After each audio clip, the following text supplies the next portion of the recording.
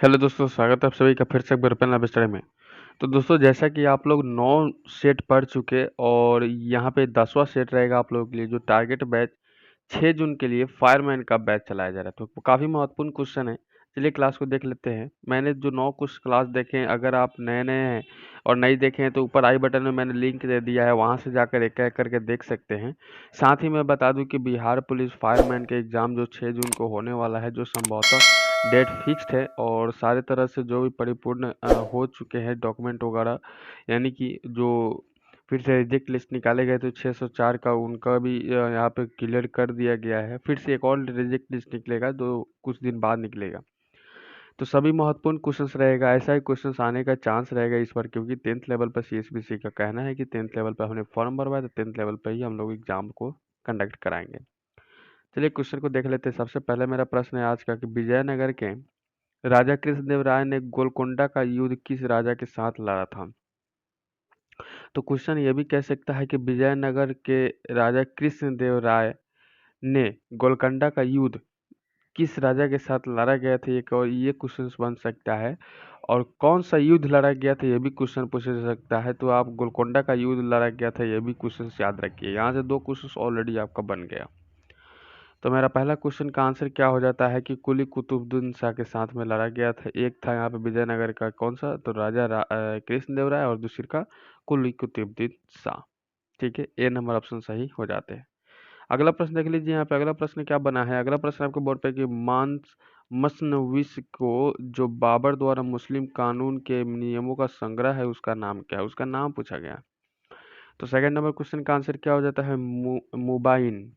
मुबाइन नाम इसका नाम हो जाता है। ठीक है, मैं क्लास को तेज़ी से लेकर चलूँगा क्योंकि आपके पास भी टाइम कम है। जो भी आप लोगों का अगर मन में सवाल हो तो कमेंट कर सकते हैं। कमेंट बॉक्स हमेशा खुला रहता है। मैं कोशिश करूँगा हर एक कमेंट का जवाब देने का, और मैं साथ ही में बता दूँ कि जितने भी क्वेश्चंस आप कीजिएगा प्लीज़ कमेंट सेक्शन में ज़रूर बताइएगा, अपना स्कोर बताने का प्रयास कीजिएगा। औरंगजेब द्वारा चलाए गए जिहाद का अर्थ क्या होता है? जिहाद का अर्थ ध्यान रखिएगा, जिहाद का अर्थ होली वॉर हो जाएगा। होली वॉर होता है, ठीक है, होली वॉर होता है। नेक्स्ट क्वेश्चन देख लीजिए यहाँ पे कि रानी पद्मावती का नाम अलाउद्दीन के चित्तौड़ विजय से जोड़ा जाता है। उनके पति का नाम क्या है? उनके पति का नाम क्या है? तो उनके हस्बैंड का नाम पूछा गया है, तो आप कहिए कि राणा रतन सिंह। राणा रतन सिंह आपका बिल्कुल सही हो जाता है। ठीक है, अगला क्वेश्चन देख लीजिए यहाँ पे। अगला प्रश्न करें कि 1921 के मोपला आंदोलन जो शाखा थी, किसका शाखा था? तो आपको आंदोलन कौन सा था कि 1921 में एक मोपला आंदोलन हुआ था, ये चीज़ था। अब यहाँ पे देखिएगा कि उसका शाखा कौन सा था। सभी जानते हैं कि एक बैंक का शाखा, अगर एसबीआई का बैंक का शाखा क्या होता है, सीएसपी होता है, तो एक शाखा होता है। ठीक है, एक साइड रूप होता है जो कि इसका काम ये भी कर सकता है, उसी तरह शाखा होता है। तो उसका शाखा क्या था कि 1921 में ही। अगला क्वेश्चन देख लीजिए यहाँ पे। अगला क्वेश्चन आपके बोर्ड पे लग चुका है कि 6 जुलाई 1942 में वर्धा में महात्मा गांधी ने कांग्रेस की कार्यकारी समिति में अपने भारत छोड़ो आंदोलन की चर्चा की, तब उस समिति के अध्यक्ष कौन थे? ध्यान रखिएगा। तो यहाँ पे ये भी डेट मेंशन किया गया है, 6 जुलाई 1942 के संबंधित क्वेश्चन कहा जा रहा है, तो आपको यहाँ पे ज़्यादा फिक्र करने की आवश्यकता नहीं है। तो मौलाना अब्दुल कलाम आज़ाद इसका आंसर सही हो जाता है। देखिए, इस तरह से आप लोगों का डेट दे देता है, मेंशन कर देता है, तो आपको क्या होता है कि डायरेक्टली आपको आंसर करने में बहुत ही सहूलियत होता है।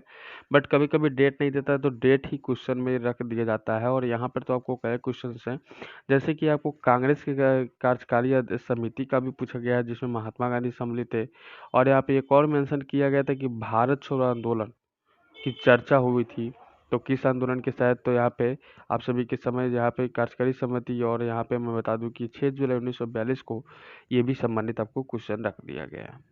ठीक है, भारत छोड़ो आंदोलन के उपरांत। तो ये चीज़ें है, तो सारा तरह के आपको क्वेश्चन से मेंशन कराया जा रहा है, तो सभी कुछ आप लोग याद रखिए। किसी प्रकार से क्वेश्चन कभी भी पूछा जा सकता है। फ्रंटियर गांधी का असली नाम क्या है? फ्रंटियर गांधी का असली नाम क्या हो जाता है? तो अब्दुल गफ्फार खान इसका असली नाम होते हैं। ठीक है, अब्दुल गफ्फार खान यहाँ पे असली इनका नाम हो जाता है। नेक्स्ट क्वेश्चन देख लीजिए यहाँ पे। अगला क्वेश्चन लगा है कि अगस्त 1923 के बनारस हिंदू महासभा के अधिवेशन का अध्यक्षता की थी। ठीक है, 8 नंबर क्वेश्चन का आंसर क्या हो जाता है? स्वामी श्रद्धानंद। स्वामी श्रद्धानंद हमारा सही हो जाता है। नेक्स्ट क्वेश्चन देख लीजिए यहाँ पे। अगला प्रश्न आपको बोर्ड पर लग चुका है कि दयानंद सरस्वती द्वारा स्थापित है। दयानंद सरस्वती द्वारा क्या स्थापित है भाई? तो दयानंद सरस्वती द्वारा आर्य समाज को स्थापित किया गया था और बी नंबर ऑप्शन हमारा सही हो जाता है। अगला क्वेश्चन देख लीजिए यहाँ पे। अगला क्वेश्चन आपको बोर्ड पर लग चुका है। हर एक तरह के क्वेश्चन से रूबरू होकर जाना है ताकि एग्जाम हॉल में ऐसा ना हो कि एक क्वेश्चन देखे रहे और दूसरे का क्वेश्चन भूल जाए। ऐसा नहीं करना है। उपन्यास दुर्गेश नंदिनी के लेखक है। उपन्यास दुर्गदेशनी का क्या हो जाता है? लेखक कौन है? तो देखिए, राइटर से संबंधित तो हमेशा क्वेश्चन पूछता है और पिछले एग्जामों में पूछा गया था और फिर आगे एग्जामों में पूछा जा सकता है। तो 10 नंबर क्वेश्चन का आंसर क्या है? बंकिम चंद्र चटर्जी उपन्यास किसका? तो यहाँ पे दुर्गेश नंदिनी का लेखक हुआ करते हैं। नेक्स्ट क्वेश्चन हमारा रहेगा कि नालंदा विश्वविद्यालय की स्थापना का युग है। ध्यान रखिए, किस युग में नालंदा विश्वविद्यालय का स्थापना हुआ था, ये चीजें आप पूछा गया। मैं हमेशा कहता हूँ कि क्वेश्चंस का रूप बदल सकता है लेकिन आपका आंसर नहीं। तो गुप्त रूप में, गुप्त वंश के शासन काल में ही नालंदा विश्वविद्यालय की स्थापना हुआ था, कुमार गुप्त के हाथों। नेक्स्ट क्वेश्चन रहेगा हमारा कि नालंदा विश्वविद्यालय के विनाश के कारण क्या है। देखिए, स्थापना तो हम लोग जान के विनाश भी सांसद, क्योंकि नालंदा विश्वविद्यालय पूरा तहस नहस कर दिया गया था, पूरा बर्बाद कर दिया था। तो मुसलमान के द्वारा यहाँ पे बर्बाद किया गया था और यहाँ पे ए नंबर ऑप्शन हमारा सही हो जाता है। क्वेश्चन का रूप ये भी ले सकता है कि पटना के 1857 के स्वतंत्रता संग्राम के नेता थे। ध्यान रखिए, क्वेश्चन क्या कर रहा है? 1857 के स्वतंत्रता संग्राम के नेता थे। तो यहाँ पे 13 नंबर क्वेश्चन का आंसर क्या हो जाता है? यहाँ पे 13 नंबर क्वेश्चन का आंसर देखिए, यहाँ पे पीर अली खान रहेंगे। क्या हो जाएगा? पीर अली खान रहेंगे। चलिए, पीर अली खान रहेंगे हमारा आंसर। बिल्कुल, हमारा अगला क्वेश्चन का टारगेट रहेगा हमारा कि महात्मा गांधी तथा उनके सहयोगियों की 1942 में हुई धरपकड़ से बिहार में बहुत दंगे हुए। इसमें रेल सेवा पूर्ण रूप से ठप हो गई। उसमें अधिकतम प्रभावित जिला कौन था? यानी कि सबसे ज़्यादा जो प्रभावित हुआ था बिहार का, वो जिला कौन सा प्रभावित हुआ? तो ये चीज़ यहाँ पे मेंशन किया गया है। तो आपको बताना है सिंपल सी, तो आप पटना कर दीजिएगा। सी नंबर ऑप्शन हमारा सही हो जाता है। नेक्स्ट क्वेश्चन हमारा रहेगा आप सभी के बोर्ड पे कि तारपत्र लेख दर्शाते हैं कि प्राचीन काल में बिहार के राजाओं का संपर्क था। बिहार के राजाओं का क्या था? संपर्क था। ठीक है, तो तारपत्र लिखा हुआ है यहाँ पे। तो मैं बता दूं यहाँ पे 15 नंबर क्वेश्चन का आंसर क्या हो जाता है? जावा सुमात्रा से। किससे? जावा सुमात्रा से। डी नंबर ऑप्शन हमारा सही हो जाता है। अगला देख लेते हैं यहाँ पे क्वेश्चन की। तो विक्रमशिला शिक्षा केंद्र के संस्थापक कौन थे? तो विक्रमशिला शिक्षा केंद्र के संस्थापक जो थे उनके बारे में पूछा गया है। तो 60 नंबर क्वेश्चन का आंसर क्या हो जाता है? धर्मपाल हो जाएगा। यहाँ पे बी नंबर ऑप्शन हमारा करेक्ट हो जाता है। इसी के साथ चलते हैं अगला क्वेश्चन पे। तो अगला क्वेश्चन है कि ब्रिटिश शासन के दौरान बिहार को अलग एक प्रांत का दर्जा किस वर्ष प्राप्त हुआ?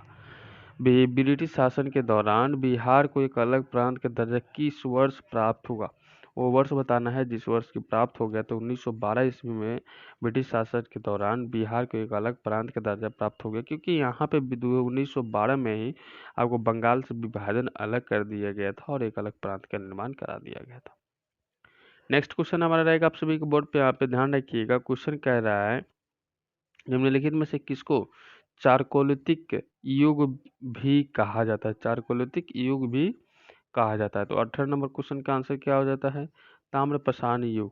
ताम्रपाषाण युग हमारा बिल्कुल सही हो जाएगा। ताम्रपाषाण युग हमारा बिल्कुल सही हो जाएगा। नेक्स्ट क्वेश्चन देख लीजिए कि निम्नलिखित में से मगध का कौन सा राजा सिकंदर महान के समकालीन था? देखिए, किसके किसके समकालीन था? सिकंदर महान के समकालीन था। सिकंदर के आगे हम पीछे हमेशा महान लगा रहता था। ध्यान रखिएगा यहाँ पे, क्योंकि अशोक के आगे अशोक के साथ में क्या लगा रहता? सम्राट लगा रहता, क्योंकि इन लोगों को ऐसे ही अपना टाइटल बनाए थे। ध्यान रखिएगा। तो 19 नंबर क्वेश्चन का आंसर क्या हो जाता है? हमारा धनानंद हो जाएगा। धनानंद हो जाएगा। बी नंबर ऑप्शन करेक्ट हो जाएगा। अगला प्रश्न देख लीजिए यहाँ पे। अगला प्रश्न क्या कहा जा रहा है? अगला प्रश्न आपके बोर्ड पे है कि मौर्य वंश के पश्चात किस वंश का राज स्थापित हुआ था? देखिए, मौर्य वंश के बाद में कौन सा राज शासन लगा था किसका? तो ये चीज पूछा गया है। तो आप कहिएगा शुंग वंश। मौर्य वंश के बाद में शुंग वंश लगा था। डी नंबर ऑप्शन सही हो जाएगा। ठीक है, क्वेश्चन ये भी बन सकता है आप सभी के बीच में कि निम्नलिखित में से कौन सी बात बौद्ध धर्म तथा जैन धर्म के समान नहीं थी? ध्यान रखिए, बौद्ध धर्म तथा जैन धर्म के समान नहीं थे। तो हमारा आत्मदान दमन हो जाएगा। आत्मदमन हो जाएगा। आत्मदमन हो जाएगा। ठीक है, नेक्स्ट क्वेश्चन देख लीजिए यहाँ पे। अगला प्रश्न आपके बोर्ड पे कि निम्नलिखित में से किस अंग्रेज अधिकारी ने पुर्तगालियों को सौली के स्थान पर हराया था? सौली के स्थान पर हराया था। तो 22 नंबर क्वेश्चन का आंसर क्या हो जाता है? हमारा आंसर हो जाता है थॉमस बेस्ट। थॉमस बेस्ट हमारा बिल्कुल सही हो जाता है। ठीक है, अगला क्वेश्चन देख लीजिए। यहाँ पे अगला प्रश्न आपको बोर्ड पर लग चुका है यहाँ पे कि निम्नलिखित में से प्रथम कर्नाटक युग का कौन सा तत्कालिक कारण था। तत्कालिक कारण कौन था? तो 23 नंबर क्वेश्चन का आंसर क्या हो जाता है यहाँ पे? ऑस्ट्रिया की राजगद्दी की जंग। ऑस्ट्रिया के राजगद्दी का जंग हमारा बी नंबर ऑप्शन सही हो जाएगा। अगला प्रश्न आपके बोर्ड पर लग चुका है यहाँ पे। अगला प्रश्न का आंसर कीजिएगा यहाँ पे कि निम्नलिखित में से किस अधिनियम के तहत लॉर्ड कॉर्नवालिस को अपनी काउंसिल के फैसलों को रद्द करने का अधिकार मिला था? काउंसिल के फैसलों को रद्द करने का अधिकार मिला था 1786 एक्ट। ये एक्ट पूछा गया था 1786 कर दीजिएगा। मैंने हिस्ट्री का वो मोस्ट इंपॉर्टेंट क्वेश्चन आपको देने का प्रयास किया जो कि एग्जाम में पूछा जा सकता है। निम्नलिखित में से किस भारतीय नेता ने लंदन में प्रथम गोलमेज कॉन्फ्रेंस में भाग लिया था? तो लंदन में कॉन्फ्रेंस भाग में मौलाना मोहम्मद अली ने भाग लिया था और ये नंबर ऑप्शन हमारा सही हो जाता है। तो इस तरह से हमने मोस्ट इंपॉर्टेंट 25 क्वेश्चंस करा। अगर उम्मीद है कि ये वीडियो आपको अच्छा लगा हो तो वीडियो को लाइक और शेयर जरूर कर दीजिए। चैनल पर आने के लिए बहुत बहुत धन्यवाद।